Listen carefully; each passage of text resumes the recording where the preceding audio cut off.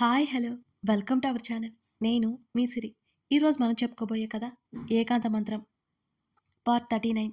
కథలోకి వెళ్ళే ముందు వీడియోని లైక్ చేయండి. అలాగే మన ఛానల్ని సబ్స్క్రైబ్ చేసుకుని కథలోకి వెళ్ళిపోదాం. ఏదో గుర్తుకొచ్చినట్లుగా బాల్కనీ దగ్గరికి వచ్చింది సాహితి. అర్జున్ బైక్ స్టార్ట్ చేసుకుని వెళ్ళిపోవడం కనబడుతోంది. లోపలికి వచ్చి తన బుక్ తీసుకుంది. అర్జున్, ఇక ఈ బుక్తో అవసరం ఉండదనుకుంటా.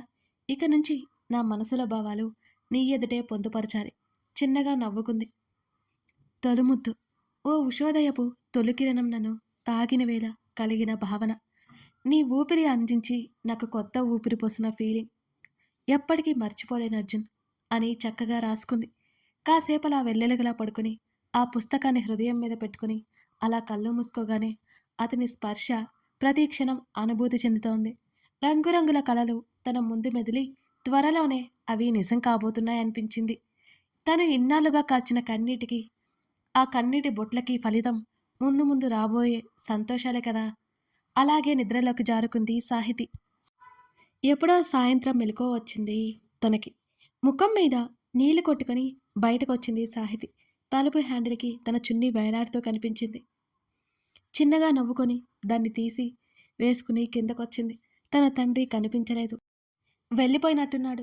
సుప్రజ పని మనుషుల చేత ఏదేదో చేయిస్తోంది. అమ్మా అని పిలుస్తూ ఇంకా నిద్రమత్తు వదలకపోవడంతో సోఫాలో కూర్చుంది. ఏం కావాలి? కాఫీ పంపించినా అని కేక వేసింది సుప్రజ. వద్దు, ఎప్పుడొచ్చారు మీరు అన్నది. 3 గంటలకి వచ్చేసామే, సుప్రజ బదిలిచ్చింది. ఇంకేం మాట్లాడలేదు సాహితి. ఫోను బయటికి తీసింది. వచ్చేసావా?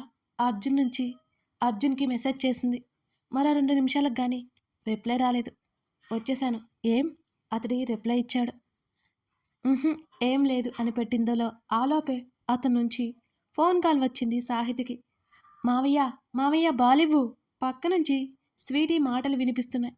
1 మినిట్ బంగారం, నువ్వు ఆడుతూ ఉండిలోపు అని బాల్ విసిరి అక్కడి నుంచి బాల్కనీలోకి వచ్చాడు. సాహి చెప్పు.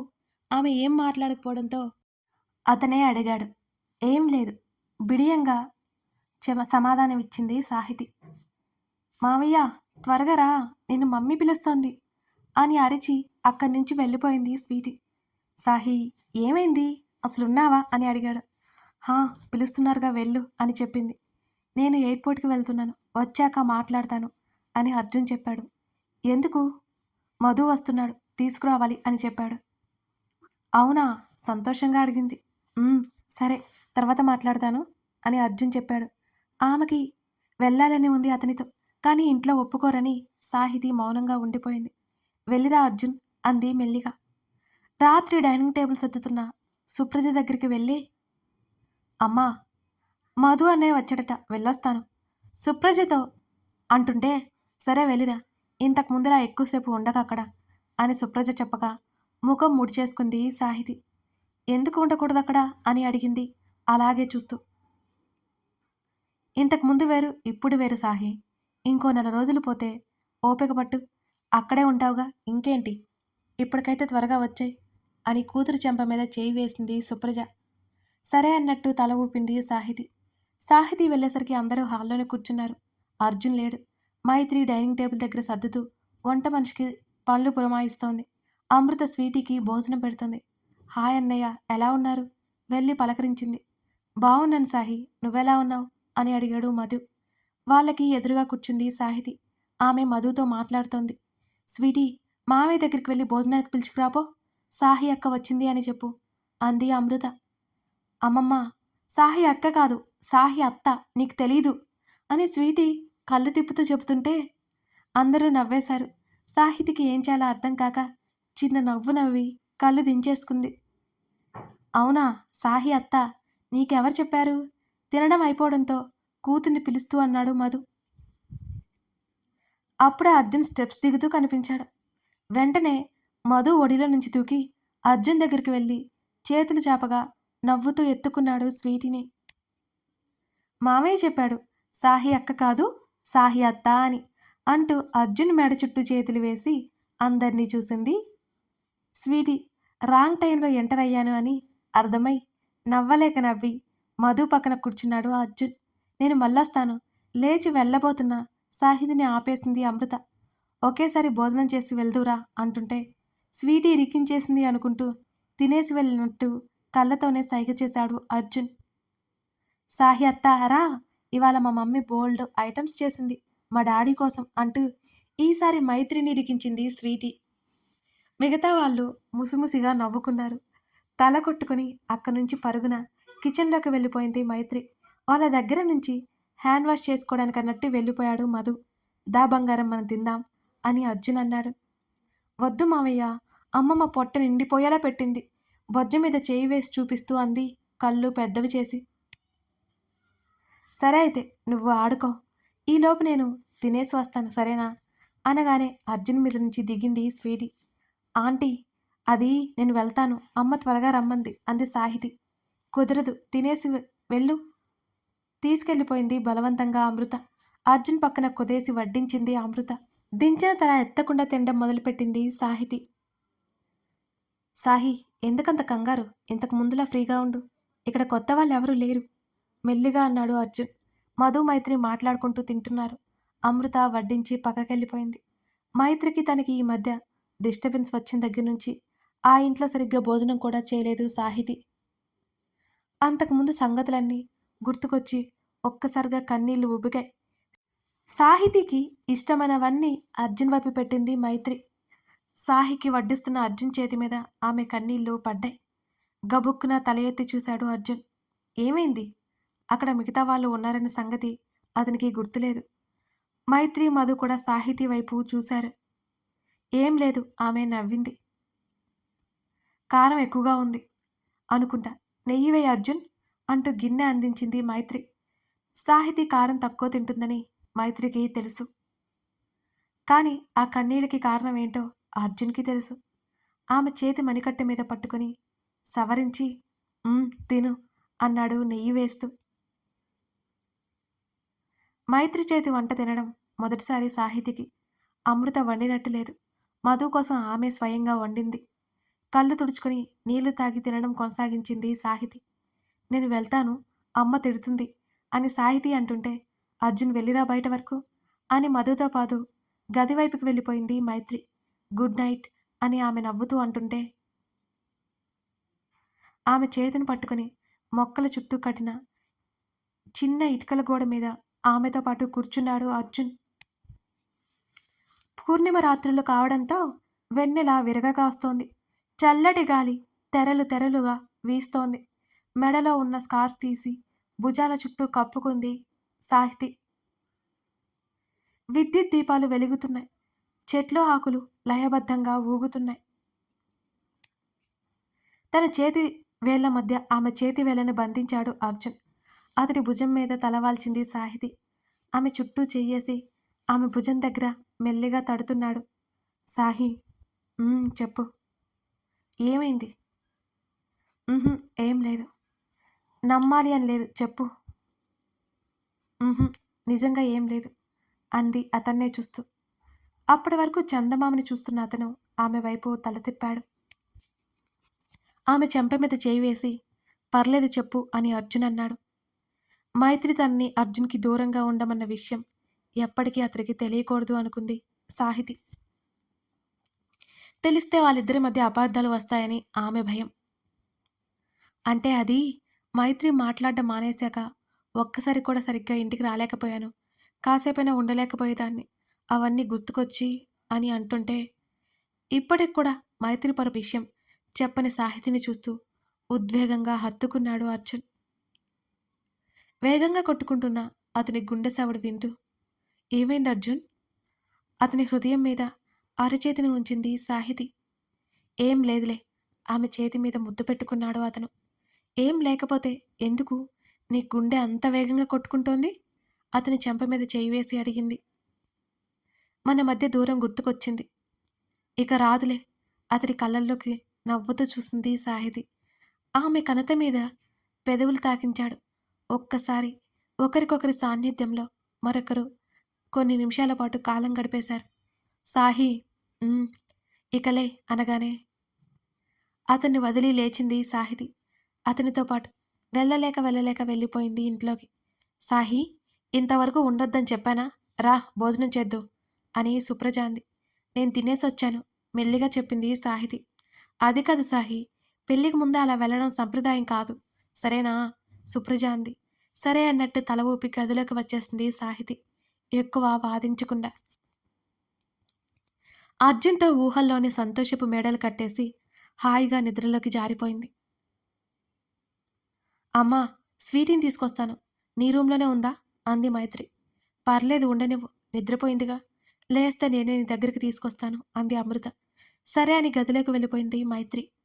తలుపులేసి బెడ్ మీద పడుకొని ఉన్న మధు పక్కన కూర్చుంది మైత్రి. ఏమైంది అలా ఉన్నావు? ఆమె చేతిని పట్టుకుని అడిగాడు మృదువుగా. అతని హృదయం మీద వాలిపోయింది కన్నీళ్లు పెట్టుకుంటూ. సాహితీ గురించి ఆలోచిస్తున్నావా? ఆమె తల మీద నిమిరాడు మధు. మాట్లాడలేదు మైత్రి. కొన్ని క్షణాలు మౌనంగా ఉండిపోయారు ఇద్దరు. అవును, మీరేంటి సడన్ సర్ప్రైజ్ ఇచ్చారు? అతడి భుజం దగ్గర తల పెట్టుకుని అడిగింది మైత్రి. అయితే రావద్దంటావా? ఆమె ముఖం మీద పడుతున్న జుట్టును చెవి వెనక్కి తోస్తూ అన్నాడు. నేను ఎన్నోసార్లు నాతో రమ్మంటే వచ్చారా? ఈరోజు సడన్గా వస్తే ఆశ్చర్యం వేయదు? కళ్ళెత్తి చూస్తూ అడిగింది మైత్రి. అర్జున్ కాల్ చేశాడు రమ్మని వచ్చేశాను అని మధు నవ్వుతూ అన్నాడు. అర్జునా? ఎందుకు? అయోమయంగా అడిగింది మైత్రి. రీజన్ అంటే ఏం లేదు, అందరూ ఉన్నారు కదా, నువ్వు కూడా రా అంటే వచ్చాను అంటూ భుజాలు కదిలించాడు మధు. నాకన్నా మా తమ్ముడు ఎక్కువైపోయాడుగా అలకగా అంది మైత్రి. లేదులే, నువ్వే ఎక్కువ. నీకోసమే కదా ఇక్కడికి వచ్చింది. నన్ను అక్కడ ఒంటరిగా వదిలేసి ఇక్కడికి వచ్చేసావు అన్నాడు ఆమెను గాఢంగా హత్తుకుని. వెళ్తాను అంటే మీరే కదా వెళ్ళమని చెప్పారు, వద్దంటే ఆగిపోనా అని అడిగింది చిన్నగా నవ్వుతూ. వద్దంటే ఎక్కడ బాధపడతావో అని పంపించక తప్పలేదు. ఆమె గుండెల్లో ముఖం దాచుకున్నాడు భారంగా ఊపిరి తీసుకుంటూ. నేనేం బాధపడను చిన్నగా అంది మైత్రి. నీ గురించి నాకు తెలీదా? నీ మనసు చిన్నదానికే నొచ్చుకుంటుంది, అందుకే జాగ్రత్తగా ఉంటున్నా. అసలే నువ్వు కోప్పడితే బ్రతకలేని అమాయకుణ్ణి అని మధు అనగానే గట్టిగా నవ్వేసింది మైత్రి. అతని తలని హృదయానికి హత్తుకొని అతని నుదుటి మీద ముద్దు పెట్టుకుంది. మధుగారు. చెప్పు. ఏం లేదులే అంది. అదేంటి ఏం లేదంటావు? ఏదో ఉండబట్టే కదా పిలిచావు అని అన్నాడు ఆమెకి గిలిగింతలు పెడుతూ. ఏం లేదండి, వదలండి, ప్లీజ్ ప్లీజ్ ప్లీజ్, నవ్వలేకపోతున్నా అంటూ బలవంతంగా విడిపించుకుంది మైత్రి. ఆమె లేచి పారిపోతుంటే దగ్గరగా లాగేసుకున్నాడు మధు ఆమెని ప్రేమగా బంధిస్తూ. పెళ్లి పనులు జోరందుకున్నాయి. ఎలాగో పెళ్లి అర్జున్ వాళ్ళు జరిపిస్తారు కాబట్టి నిశ్చితార్థం ప్రశాంత్ గ్రాండ్గా చేయాలనుకున్నాడు. సాహితి వాళ్ళింటికి వాళ్ళకు బాబాయ్ పిల్లలు, పెదనాన్న పిల్లలు వచ్చేశారు. అందరి మగపిల్లల్లో సాహితి ఒక్కడే ఆడపిల్ల. వాళ్ళు రావడంతో ఇంట్లో నుండి బయటికి కదలడానికి వీలు లేకుండా పోయింది సాహితికి.